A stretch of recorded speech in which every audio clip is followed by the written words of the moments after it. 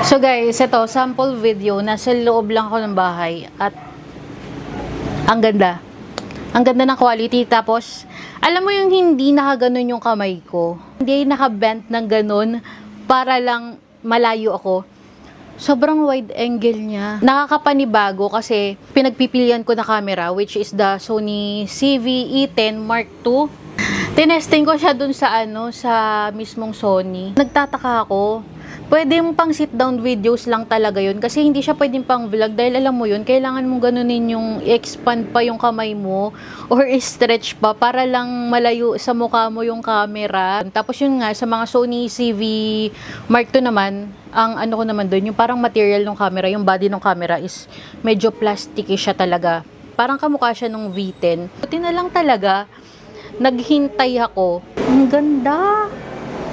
Ang ganda ng camera. Sobrang wide niya. Pwede talaga siyang pang vlog na hindi ka mangangawit.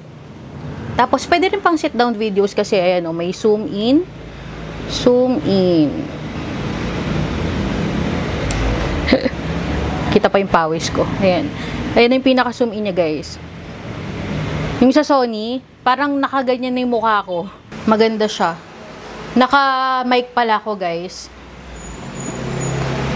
Kasi nag-film din ako, kaya ayan, meron akong mic, hindi ko na siya tinanggal. So that's it guys for the footage.